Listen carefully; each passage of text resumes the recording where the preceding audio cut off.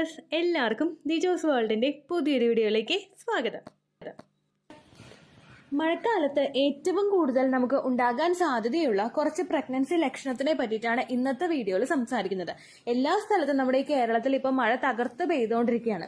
നമ്മുടെ പ്രഗ്നൻസി ലക്ഷണങ്ങൾ ഉണ്ടാവുന്നതിനും അതുപോലെ നിങ്ങൾക്ക് മറ്റേതെങ്കിലും മാറ്റങ്ങൾ ശരീരത്തിൽ ഉണ്ടാവുന്നതിനും ഒരു ഫാക്ടർ എന്ന് പറയുന്നത് നമ്മുടെ ക്ലൈമറ്റ് ആണ്. ക്ലൈമറ്റിൽ പെട്ടെന്നുണ്ടാവുന്ന പല വ്യത്യാസങ്ങളും പല സ്ത്രീകൾക്കും ഭയങ്കരമായിട്ട് അഫക്ട് ചെയ്യാറുണ്ട്. അവരുടെ പീരിയഡ്സിൽ അഫക്ട് ചെയ്യും, അവർക്ക് മൂഡ് സ്വിങ്സ് ഉണ്ടാവുന്നതിന് കാരണമാകും. അങ്ങനെ ക്ലൈമറ്റ് എല്ലായ്പ്പോഴും സ്ത്രീകൾക്ക് ആ ഒരു ഫെർട്ടിലിറ്റിയിൽ ഇമ്പോർട്ടന്റ് ആയിട്ടുള്ള ഒരു ഫാക്ടറാണ്. അതുപോലെ തന്നെ സീസണിൽ വരുന്ന ചേഞ്ചസും പ്രഗ്നൻസിയിൽ ഉണ്ടാവുന്ന മാറ്റങ്ങളുമായിട്ട് വളരെയധികം ബന്ധമുണ്ട്. അങ്ങനെ നമ്മുടെ റെയിനി സീസണിൽ ഏറ്റവും കൂടുതൽ ഉണ്ടാവാൻ സാധ്യതയുള്ള പ്രഗ്നൻസി ലക്ഷണങ്ങൾ എന്തൊക്കെയാണെന്ന് നമുക്ക് നോക്കാം. വീഡിയോ നമുക്ക് സ്റ്റാർട്ട് ചെയ്യാം കേട്ടോ. ഏറ്റവും ആദ്യത്തെ ലക്ഷണം എന്ന് പറയുന്നത് തലവേദനയാണ്. തലവേദന നമുക്ക് കൂടുതലായിട്ടും പ്രഗ്നൻസി സമയത്ത് ഉണ്ടാവാറുണ്ട്. നമ്മുടെ ആ ഒരു ബ്ലഡ് സർക്കുലേഷൻ കൂടുന്നതിന്റെ ഭാഗമായിട്ടാണ് ഏറ്റവും കൂടുതൽ നമുക്ക് തലവേദന ഉണ്ടാവുന്നത്. ബ്ലഡ് സർക്കുലേഷൻ നമുക്ക് പ്രഗ്നന്റ് ആകുന്ന സമയത്ത് നോർമലി എത്രത്തോളമാണോ ഉണ്ടായത് അതിനേക്കാളും കൂടുതലായിട്ട് ഉണ്ടാവാനായിട്ട് പ്രഗ്നൻസി സമയങ്ങളിൽ ചാൻസ് ഉണ്ട്. ഇതിന്റെ ഭാഗമായിട്ട് ആ വെയിൻസ് ഒക്കെ ഒന്ന് വലുതാവുമ്പോൾ നിങ്ങൾക്ക് ഈ ബുദ്ധിമുട്ട് ഉണ്ടാകുമെന്ന് ഓൾറെഡി നമ്മുടെ വീഡിയോസിൽ പറഞ്ഞിട്ടുണ്ട്. അതുപോലെ തന്നെ പെട്ടെന്നുണ്ടാവുന്ന ഹോർമോൺ ചേഞ്ചസും ഒക്കെ കൊണ്ടാണ് ഇത്തരത്തിൽ നിങ്ങൾക്ക് തലവേദന അനുഭവപ്പെടുന്നത്. എന്നാൽ ഇവിടെ നമുക്ക് ഒരു റെയിനി സീസണിൽ ഈ ഒരു തലവേദന ഉണ്ടാവാനായിട്ട് മറ്റൊരു കാരണം കൂടിയുണ്ട്.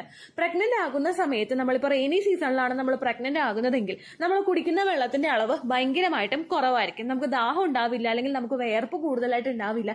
നമ്മൾ ഒരുപാട് ജോലികൾ ചെയ്താലും മഴക്കാലം ആയതുകൊണ്ട് നമുക്ക് അങ്ങനെ ക്ഷീണം ഉണ്ടാവില്ല. അതിന്റെ ഭാഗമായിട്ട് നമുക്ക് വെള്ളം കുടിക്കുന്നതിന്റെ റിക്വയർമെന്റ് ഭയങ്കരമായിട്ടും കുറവായിരിക്കും. ഇതിന്റെ ഭാഗമായിട്ട് നിങ്ങൾക്ക് ഡീഹൈഡ്രേഷൻ ഉണ്ടാവാനായിട്ടും ചാൻസ് ഉണ്ട്. അങ്ങനെ ഉണ്ടാവുന്നതിന്റെ ഭാഗമായിട്ട് നിങ്ങൾക്ക് തലവേദന പ്രഗ്നൻസി സമയത്ത് റെയിനി സീസണിൽ കൂടുതലായിട്ടും അനുഭവപ്പെടാനായിട്ട് ചാൻസ് ഉണ്ട് കേട്ടോ. രണ്ടാമത്തേതെന്ന് പറയുന്നത് നോഷിയ, അല്ലെങ്കിൽ നമുക്ക് വോമിറ്റിംഗ് ചെയ്യാനായിട്ടുള്ള ടെൻഡൻസീസ് കൂടുക. നമുക്ക് ഡീഹൈഡ്രേഷൻ ഉണ്ടാവുന്ന സമയത്ത് ഈ ഒരു ബുദ്ധിമുട്ട് ഭയങ്കരമായിട്ടും അനുഭവപ്പെടാനായിട്ട് ചാൻസ് ഉണ്ട്. ഓൾറെഡി നമ്മളിൽ ഉണ്ടാകുന്ന ഹോർമോണൽ ചേഞ്ചസ് അതിനൊരു കാരണമാണ്. അതിനോടൊപ്പം തന്നെ ഈ ഒരു ക്ലൈമറ്റ് ചേഞ്ച് കൂടി നമ്മളിലോട്ട് വരുമ്പോഴേക്കും ഈ ഡീഹൈഡ്രേഷൻ കൂടി കൂടി വന്നു കഴിഞ്ഞാൽ നിങ്ങൾക്ക് ഇത്തരത്തിൽ ആ വോമിറ്റ് ചെയ്യാനായിട്ട് പലപ്പോഴും ബുദ്ധിമുട്ടുകൾ ഉണ്ടാവാം കേട്ടോ. അടുത്തൊരു ബുദ്ധിമുട്ടെന്ന് പറയുന്നത് തളർച്ചയും ക്ഷീണവുമാണ്. പ്രഗ്നന്റ് ആകുന്ന സമയത്ത് നമുക്ക് ഉണ്ടാവുന്നതിനുള്ള പ്രധാനപ്പെട്ട കാരണം ഈ പറഞ്ഞ പോലെ ഡീഹൈഡ്രേഷൻ തന്നെയാണ്. നമ്മൾ പ്രഗ്നൻസി സമയത്ത് നമുക്ക് ഒരുപാട് ദാഹമൊന്നും ഇല്ലാത്തതുകൊണ്ട് നമ്മൾ വെള്ളം കുടിക്കുന്നില്ല. നമ്മൾ ഒരുപാട് ശരീര പ്രവർത്തനങ്ങൾ നമ്മൾ പ്രഗ്നന്റ് ആകുന്ന സമയത്ത് നടക്കുന്നുണ്ട്. നോർമലി പ്രഗ്നന്റ് ആകുന്നതിന് മുൻപായിട്ട് നമ്മുടെ ശരീരത്തിലെ ആക്ടിവിറ്റീസ് ഒക്കെ നോർമലായിട്ട് പോകുന്നുണ്ട്. പക്ഷേ പ്രഗ്നൻസി ആകുന്ന സമയത്ത് ആ ഫെർട്ടിലൈസ്ഡ് ആയിട്ടുള്ള എഗ്നെയും കൂടി നറിഷ് ചെയ്യുന്നതിന് വേണ്ടിയിട്ട് നമ്മുടെ ശരീരം കൂടുതലായിട്ടുള്ള വാട്ടർ റിക്വയർമെന്റ്സ് പ്രകടിപ്പിച്ചുകൊണ്ടേയിരിക്കും. ഈ ഒരു റിക്വയർമെന്റ് നമ്മൾ ഫുൾഫിൽ ചെയ്യാനായിട്ടുള്ള കാര്യങ്ങൾ ചെയ്യുന്നില്ല എങ്കിൽ അതിന്റെ ഭാഗമായിട്ട് നിങ്ങൾക്ക് ക്ഷീണവും തളർച്ചയും തുടർച്ചയായിട്ട് ഉണ്ടാവാനായിട്ട് ചാൻസ് ഉണ്ട് കേട്ടോ. ചില ആളുകൾക്ക് ഈ സിറ്റുവേഷൻ കൂടിയിട്ട് അടുത്തൊരു പ്രഗ്നൻസി ലക്ഷണമായിട്ടുള്ള തലകറക്കവും ഉണ്ടാവാനായിട്ട് ചാൻസ് ഉണ്ട്. പ്രഗ്നൻസി ലക്ഷണമായിട്ട് പലർക്കും ഉണ്ടാകുന്ന ഒന്ന് തന്നെയാണ് ഈ തലകറക്കം എന്ന് പറയുന്നത്.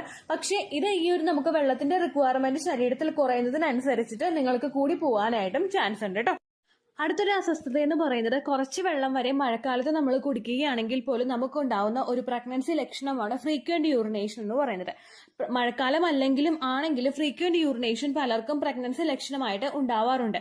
ശരീരത്തിലെ കിഡ്നിയും അതുപോലെ മറ്റു ഓർഗൻസും ഒക്കെ ഭയങ്കരമായിട്ട് വർക്ക് ചെയ്യുന്നത് കൊണ്ടാണ് ഇത്തരത്തിൽ നിങ്ങൾക്ക് ഫ്രീക്വന്റ് യൂറിനേഷൻ ഉണ്ടാവുന്നതും ശരീരത്തിലെ മറ്റു പല മാറ്റങ്ങളും ഒക്കെ അനുഭവപ്പെടുന്നത് കേട്ടോ. പക്ഷേ നിങ്ങൾ റെയിനി സീസണിലാണെങ്കിൽ നിങ്ങൾ കുറച്ചൊന്ന് വെള്ളം കുടിച്ചാൽ മതി. 2 ഗ്ലാസ് വെള്ളം കുടിച്ചാലും അടുപ്പിച്ച് നമുക്ക് യൂറിനേറ്റ് ചെയ്യാൻ വേണ്ടിയിട്ടുള്ള ടെൻഡൻസീസ് കൂടി വരുന്നുണ്ട്. അതും മൺസൂൺ സീസണിൽ നിങ്ങൾക്ക് ഏറ്റവും കൂടുതൽ കാണപ്പെടുന്ന മറ്റൊരു പ്രഗ്നൻസി ലക്ഷണമാണ്. അടുത്തൊരു അസ്വസ്ഥത എന്ന് പറയുന്നത് കോൺസ്റ്റിപ്പേഷൻ ആണ്. കോൺസ്റ്റിപ്പേഷൻ എന്ന് പറയുന്നത് നമുക്ക് മോഷൻ പോകാനായിട്ട് ബുദ്ധിമുട്ട്. മോഷൻ പോകാനായിട്ട് പ്രൊജസ്ട്രോൺ ഹോർമോൺ ശരീരത്തിൽ കൂടുന്നതിന്റെ ഭാഗമായിട്ടും ഡൈജഷൻ ശരീരത്തിൽ കുറയുന്നതിന്റെ ഭാഗമായിട്ടും നിങ്ങൾക്ക് ഉണ്ടാകും. അതുപോലെ തന്നെ വാട്ടർ റിക്വയർമെന്റ്സ് ശരീരത്തിൽ കുറയുന്നത് കൊണ്ടും നിങ്ങൾക്ക് കോൺസ്റ്റിപ്പേഷൻ ഉണ്ടാവാനായിട്ട് ചാൻസ് ഉണ്ട്. ഈ കോൺസ്റ്റിപ്പേഷൻ കൂടുതലായിട്ട് വന്നു കഴിഞ്ഞാൽ ധാരാളം വെള്ളം കുടിക്കാനായിട്ട് നിങ്ങൾ മസ്റ്റ് ആയിട്ട് ശ്രദ്ധിക്കണം. അതുപോലെ തന്നെ ഫൈബർ കണ്ടന്റ് അടങ്ങിയിട്ടുള്ള ഫ്രൂട്ട്സും വെജിറ്റബിൾസും നിങ്ങൾ കഴിക്കാനായിട്ട് ശ്രദ്ധിക്കുക. നട്ട്സ് ഭക്ഷണത്തിൽ ഉൾപ്പെടുത്താൻ വേണ്ടിയിട്ട് ശ്രദ്ധിക്കുക. അതുപോലെ തന്നെ ഇതെല്ലാം ചെയ്യുന്നതിനൊപ്പം തന്നെ നിങ്ങൾക്ക് കോൺസ്റ്റിപ്പേഷൻ ഉണ്ടെങ്കിൽ ഒരുപാട് പ്രഷർ കൊടുക്കാതെ മോഷൻ പാസ് ചെയ്യാൻ വേണ്ടിയിട്ട് നിങ്ങൾ ശ്രദ്ധിക്കുക. അതല്ലെങ്കിൽ ഫ്യൂച്ചറിൽ നിങ്ങൾക്ക് പൈൽസ് ഉണ്ടാവാനായിട്ടുള്ള ചാൻസസ് ഭയങ്കരമായിട്ടും കൂടുതലായിരിക്കും കേട്ടോ. ഇത്രയുമൊക്കെയാണ് മഴക്കാലത്ത് നിങ്ങൾക്ക് ഏറ്റവും കൂടുതൽ ഉണ്ടാകാൻ സാധ്യതയുള്ള പ്രഗ്നൻസി ലക്ഷണങ്ങൾ. ഒപ്പം തന്നെ മഴക്കാലത്ത് പ്രഗ്നന്റ് ആകാൻ വേണ്ടിയിട്ട് എന്തെല്ലാം കാര്യങ്ങളാണ് നിങ്ങൾ സ്പെഷ്യലായിട്ട് ശ്രദ്ധിക്കേണ്ടത് എന്നതിനെ പറ്റിയിട്ട് വീഡിയോസ് ഓൾറെഡി ചാനലിൽ കൊടുത്തിട്ടുണ്ട്. നിങ്ങളത് കണ്ടിട്ടില്ലെങ്കിൽ കണ്ടു നോക്കുക. മഴക്കാലത്ത് ഏതൊരു ഭക്ഷണം കഴിക്കുമ്പോഴും എത്രത്തോളം വെള്ളം കുടിക്കുമ്പോഴും അത് നല്ലതുപോലെ തിളപ്പിച്ചിട്ടുള്ളതാണെന്ന് നിങ്ങൾ കൃത്യമായിട്ട് ഉറപ്പുവരുത്തുക കേട്ടോ. ഐസ് വെള്ളം കൂടുതലായിട്ട് കുടിക്കാതിരിക്കുക. മറ്റുള്ള അസ്വസ്ഥതകളും ബുദ്ധിമുട്ടുകളും നിങ്ങൾക്ക് ഉണ്ടാവാനായിട്ട് ചാൻസ് ഉണ്ട്. പ്രഗ്നൻസി സമയത്ത് നമുക്ക് ഇതിനോടൊപ്പം തന്നെ ഉണ്ടാകുന്ന മറ്റൊരു ലക്ഷണമാണ് അലർജിക് ആയിട്ടുള്ള ബുദ്ധിമുട്ടുകൾ. അതായത് കോൾഡ് നമുക്ക് ഉണ്ടാവുക, അല്ലെങ്കിൽ മൂക്കടപ്പ് നമുക്ക് കൂടുതലായിട്ട് വരിക.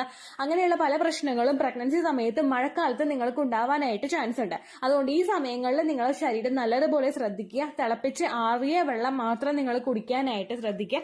അതുപോലെ പഴങ്ങളാണെങ്കിലും കൂടുതൽ പഴുത്ത പഴങ്ങൾ നിങ്ങൾ കഴിക്കുക, അതല്ലാതെ പാതി പഴുത്ത പഴങ്ങൾ കഴിക്കാതിരിക്കുക. അതുപോലെ വെജിറ്റബിൾസ് ആണെങ്കിലും ഫുള്ളായിട്ട് കുക്ക് ചെയ്തത് മാത്രം നിങ്ങൾ ഉപയോഗിക്കുക. സാലഡ് ആയിട്ടാണെങ്കിലും വേവിക്കാത്ത പച്ചക്കറികൾ നിങ്ങൾ ഉപയോഗിക്കാതിരിക്കാനായിട്ടും പ്രത്യേകം ശ്രദ്ധിക്കുക. പ്രഗ്നൻസിയുടെ സ്റ്റാർട്ടിംഗ് സ്റ്റേജിൽ നമുക്ക് ഏറ്റവും അത്യാവശ്യമായിട്ട് വേണ്ടതാണ് വാട്ടർ റിക്വയർമെന്റ്സ്. അത് ശരീരത്തിൽ കുറയുമ്പോഴാണ് നിങ്ങൾക്ക് ഇത്തരത്തിലുള്ള ലക്ഷണങ്ങൾ ഉണ്ടാവുന്നതെന്ന് മനസ്സിലായി കാണുമല്ലോ. അതുകൊണ്ട് തന്നെ മഴക്കാലമാണെന്ന് വിചാരിച്ചിട്ട് നിങ്ങൾ വെള്ളം കുടിക്കുന്നതിന്റെ അളവിൽ കുറവ് വരുത്താതിരിക്കുക. നിങ്ങൾക്ക് ദാഹിക്കുന്നില്ല, അല്ലെങ്കിൽ നിങ്ങൾക്ക് വെള്ളം കുടിക്കാനായിട്ടുള്ള ഒരു താല്പര്യം ഇല്ലെങ്കിൽ കൂടി തന്നെയും പ്രഗ്നൻസി ട്രൈ ചെയ്യുന്ന ആളുകൾ അതൊന്നും ചിന്തിക്കേണ്ട ആവശ്യമില്ല. 2 ലിറ്റർ വെള്ളമെങ്കിലും മഴക്കാലത്താണെങ്കിലും നിങ്ങൾ ദിവസേന കുടിക്കാനായിട്ട് ശ്രദ്ധിക്കുക കേട്ടോ. അപ്പോൾ ഇത്രയേ ഉള്ളൂ വീഡിയോ. യൂസ്ഫുൾ ആയി കാണുമെന്ന് വിശ്വസിക്കുന്നു.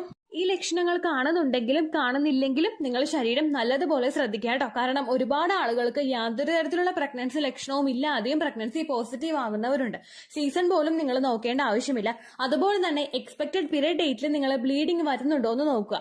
ഒരുപാട് ആളുകൾക്ക് എക്സ്പെക്ടഡ് പീരിയഡ് ഡേറ്റിൽ ലൈറ്റ് ആയിട്ടുള്ള സ്പോട്ടിംഗ് ഉണ്ടായതിനു ശേഷവും ചിലപ്പോൾ ഒരു ദിവസമൊക്കെ കൃത്യമായിട്ട് ബ്ലീഡിംഗ് ഉണ്ടായതിനു ശേഷവും പ്രഗ്നൻസി ടെസ്റ്റ് ചെയ്ത് നോക്കിയിട്ട് പോസിറ്റീവ് ആകുന്നുണ്ട്.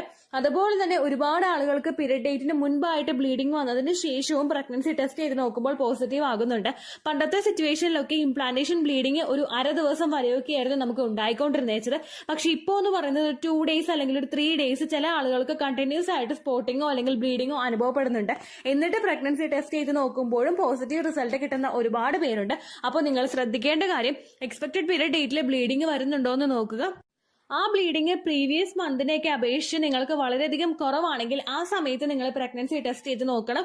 അങ്ങനെ നിങ്ങൾ ടെസ്റ്റ് ചെയ്ത് നോക്കിയിട്ടും റിസൾട്ട് കിട്ടുന്നത് നെഗറ്റീവ് ആണെങ്കിൽ നിങ്ങൾ ഡോക്ടറെ പോയി കാണണം. കാരണം നമ്മൾ ഇതുപോലെ തന്നെ രക്തത്തിന്റെ അളവ് ശരീരത്തിൽ കുറയുന്നത് കൊണ്ടും നിങ്ങൾക്ക് ബ്ലീഡിങ് കുറയാനായിട്ട് ചാൻസ് ഉണ്ട് കേട്ടോ.